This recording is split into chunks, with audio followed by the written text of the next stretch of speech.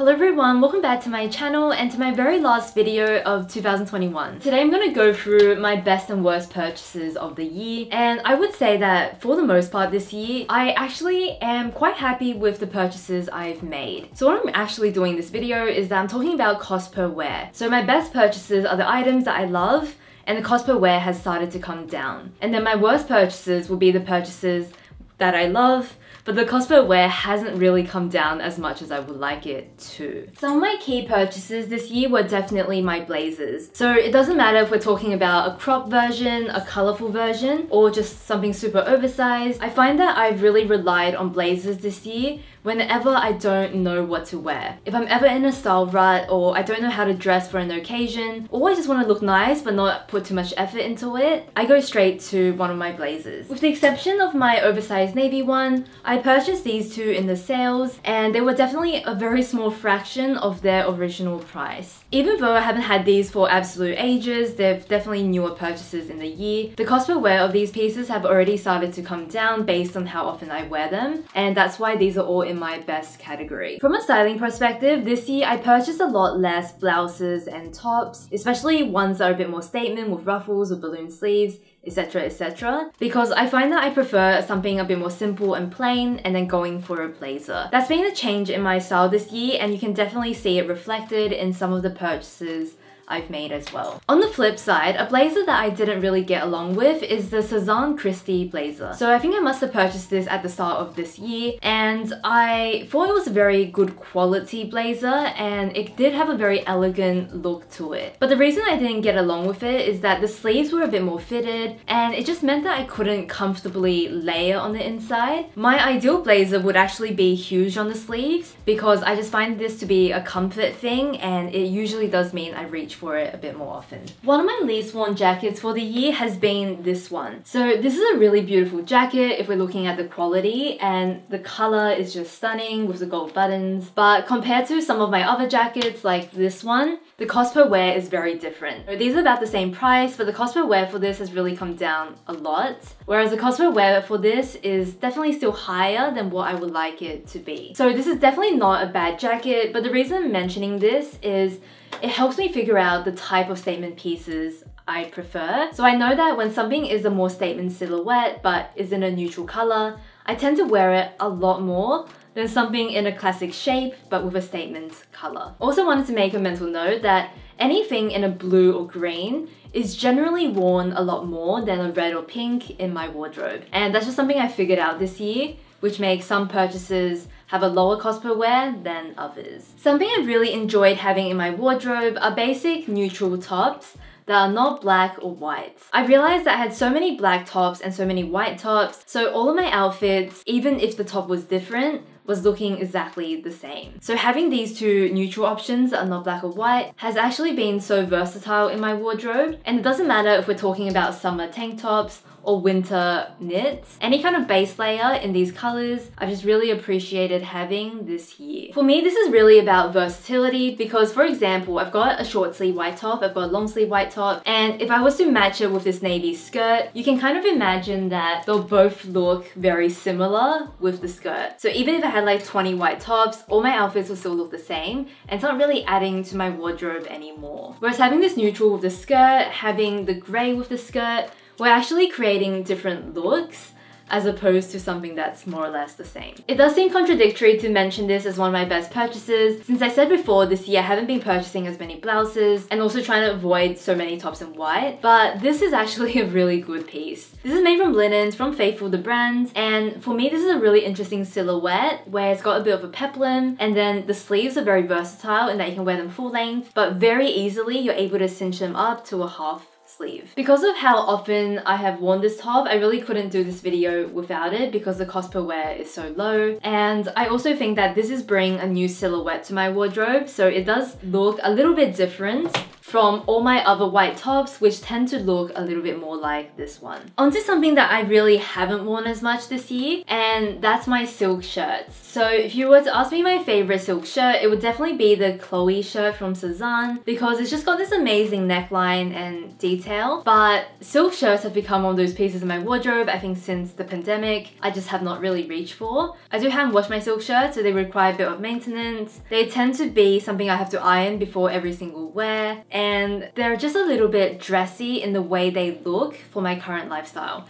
which is very casual. So this is a piece I've had in my wardrobe for a long time, but it's also not a piece that I've reached for a ton. I actually think this is a purchase from the end of last year as opposed to this year. But either way, I think this is definitely one of my least worn pieces in my wardrobe and one of the pieces that do have a higher cost per wear. I quickly wanted to touch on best jewellery buys this year. I bought one piece that's an antique, one piece that is vintage, and I really love and have worn these pieces to death. This is a ring I purchased from an Instagram seller. This is a 14 karat gold ring, and there's just an opal in the mouth of the snake. I really love how chunky this is, and it just makes a great statement piece. The other ring I wanted to share is this antique ring, and this is from the Art Deco period. It's basically got my birthstone, which is a sapphire in the middle, and then 2 small diamonds on the side. This was a birthday gift to myself, but then my family decided to chip into it as well. So it's kind of a combined birthday gift from me and family. But it's a special piece and I pretty much wear it most days. These are chunkier rings, so I don't wear them together very often. Although now that I'm wearing it together, I actually don't mind the way it looks. There was definitely a lot of good jewellery from this year and too much to talk about in this video. So if you guys are interested in seeing that, let me know and I'll film it in the new year. I could not have made this video without mentioning my most worn piece of the year. So this is an APC striped knit, navy with white stripes. Ever since I got this top earlier in the year, I've worn it once a week without fail. This was such a good purchase and it's really become a key part of my wardrobe. I have a few striped pieces in my wardrobe, but what sets this one apart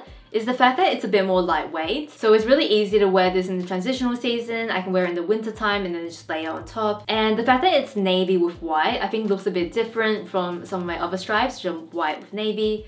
And it's really small things like that that makes this piece feel that little bit more special in my wardrobe. Not to say that I don't absolutely love the other stripe pieces in my wardrobe, but this has been my most worn stripe of the year, just because I think it's a bit more unique. So next up, we've got 2 printed dresses, and these 2 belong in my least worn category. So I've actually worn these both a decent amount, but this year I actually haven't been wearing dresses all that often, and if I count how many times I've worn it, the price is still so expensive. Just purely because of that reason, I don't feel like these were necessarily worth the purchase, even though I actually love the print of this, love the style of this. They're not bad dresses at all, and I'm gonna keep them, I really like them. But I am hoping that next year I will wear these a bit more and the cost per wear comes down. I think that in 2020, I wore so many dresses and I started off 2021 thinking dresses were just a key part of my wardrobe. And then as life has gotten back to normal to an extent, I've realized that I actually don't wear dresses nearly as often as I think I wear dresses. These dresses are great on weekend and on holiday, but on a day-to-day basis, these are definitely some of my most expensive things when we start to look at how many times I've worn it and then how much it costs every time I do wear it. Because I don't have a dress in my best category this year, I'll just quickly mention that with neutral dresses, I do tend to wear them a lot more. They can be styled, I think, Monday to Friday as well. Or even a printed dress that's a bit more subtle and less bright than these 2 options. If I wanted to go for a really loud print, I find that midi skirts tend to be the most versatile option because I can wear it with something more neutral and really tone it down for the everyday. These are beautiful dresses, I am keeping them, I will be wearing them, but they are on my least worn this year. Just to mix things up a little bit, I'm actually going to go to accessories and then come back to my last few pieces of clothing. Other than blazers, my other key purchases this year I feel like were definitely shoes. One of the best shoes I purchased this year are these D. Francis park boots. So this shoe pretty much takes all the requirements of what I look for. It's a very light shoe, so it's not like a really heavy shoe you're basically like dragging along. This is very light. The leather used is very supple and soft, so from the first time I wore it, these were quite comfortable. I can definitely do a lot of walking in these, and I really feel like they're pretty comparable to some sneakers I own in that I can walk all day and still feel like they're comfortable. The durability of this shoe, I can't fully comment on because it's been less than a year, but it is looking very good, and I feel like that first year I get a very good idea of how long this shoe will last. last, and it's looking good. From a styling perspective, I really like that it's got these like bauble things at the front and they're mismatched. I really like that with the laces, you can kind of adjust it to suit your leg shape. And then if I'm wearing a dress, I can kind of do them a bit tighter to have a bit more definition. And otherwise, because they're a combat boot style, they just bring a little bit of a masculine touch to some of my more feminine outfits that I might wear. And then for my summer shoe pick, it'll probably be these ones. These are my ancient Greek sandal slides, and I really have gotten into this type of shoe this year. It's a bit of a chunkier shoe, and I pretty much put any shoe like this into that Birkenstock family. I really can't believe I didn't know this before, but shoes that have this footbed I just find are super comfortable, and they are great everyday shoes if you are going somewhere casual. The reason why I might prefer this to a flat sandal is that anytime something has a platform or just a chunkier sole, I find that it makes my leg shape look a bit more flattering than something that feels super flat. Since getting these, I've been wearing shoes like this every day, and I now also have this pair of De France's slides. These are in a khaki with the ties at the front. This year I've just been experimenting with a lot of different styles of shoes, as opposed to previous years where I had like 2 styles of shoes that I wore on repeat.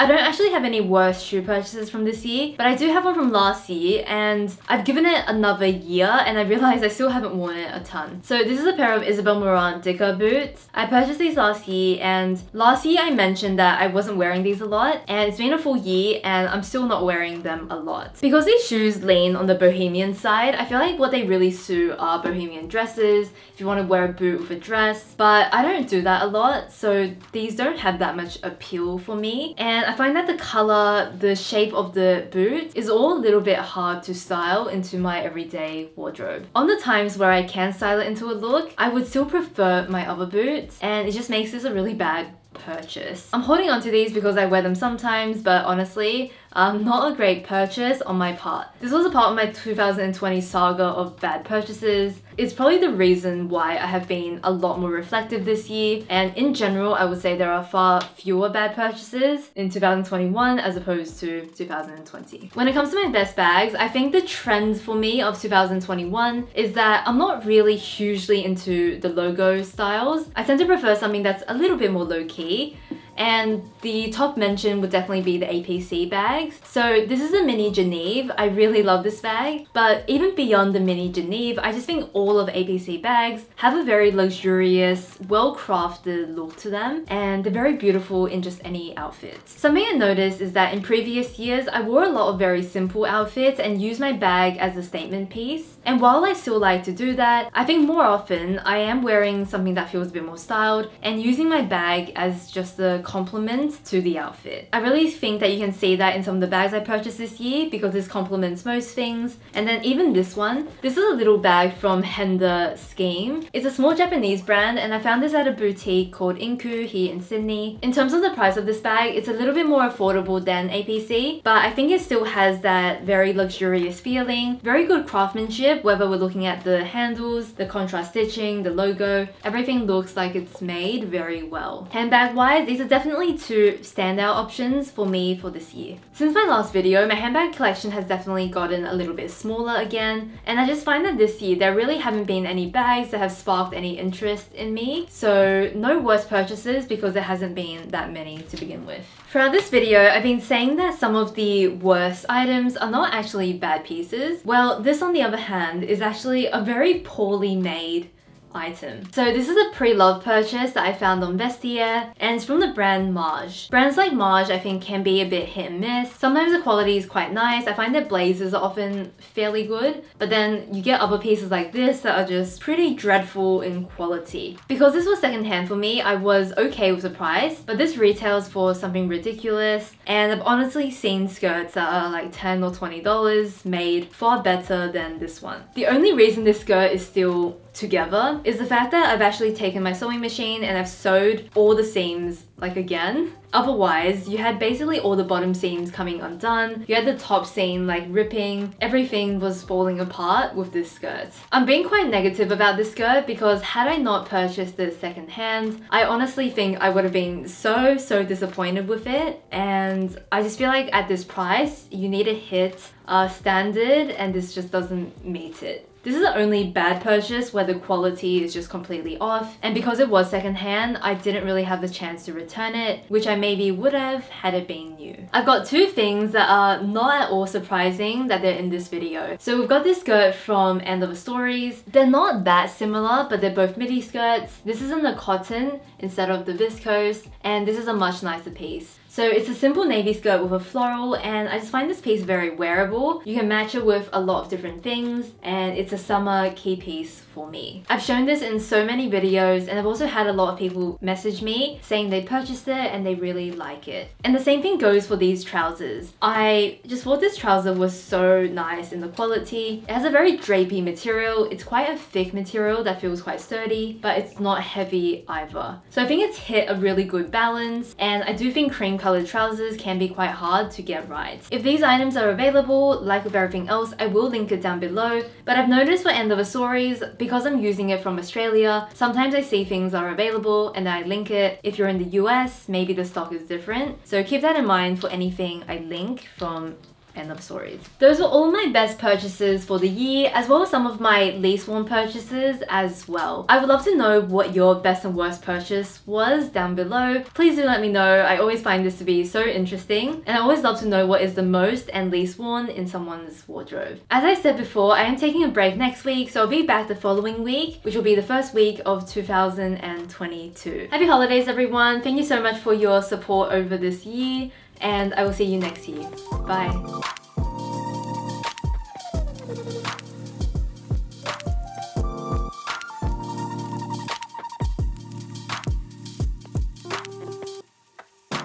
All right.